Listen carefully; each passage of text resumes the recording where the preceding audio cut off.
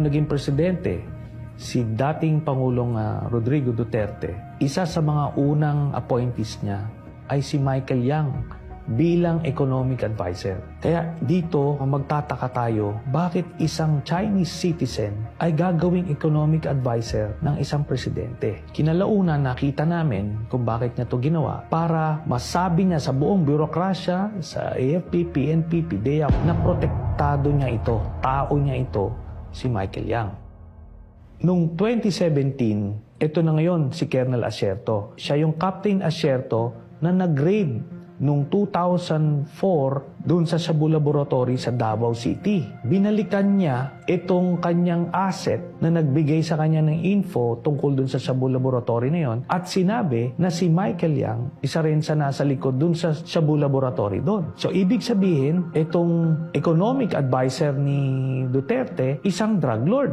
Nung panahon na yon, hindi alam ni Colonel Asierto ang ugnayan ni Michael Yang at ni Duterte, kaya gumawa siya ng report. Nais niyang impormahan ang iba't ibang ahensya na ang malapit na advisor ni Duterte ay isang drug lord at baka hindi ito alam ni dating Pangulong Duterte. Kinalaunan, nung nalaman ni Duterte yung report ni Colonel Asierto, binaliktad niya. Nasangkot sa iligal na droga ang malapit na kaibigan ng Pangulo na si Presidential Economic Advisor Michael Yang.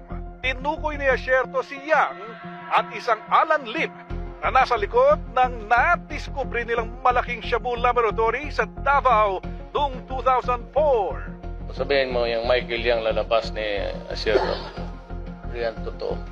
Humingi ng tulong si Asierto sa isang religious group dahil may plano umanong ipaligpit siya sa halagang 15 milyong piso. Si Colonel Asierto ngayon ang pinagbintangan na isang drug lord at siya ay pinapapatay sa publiko. Sa takot ni Colonel Asierto, siya ay nagtago hanggang ngayon. Siya na rin ay isa sa mga titistigo sa International Criminal Court. Sa madaling salita, habang pinapamuka ni dating Pangulong Rodrigo Duterte ang mga pagpatay sa iba't ibang pushers, dealers, yung mga Chinese chemists na galing sa ibang triad na nasa loob ng kulungan, na ito ay naisalaysay dun sa Quad Committee hearings. Nasa likod pala nito ay i-import nila ang mga shabu sa pamamagitan ni Michael Yang, Charlie Tan at Sammy Uy. Ito ay dinadaan sa customs para makontrol nila ang supply galing sa ibang bansa. Merong isang beses yung sa magnetic lifters, nakita na mismo ng mga K9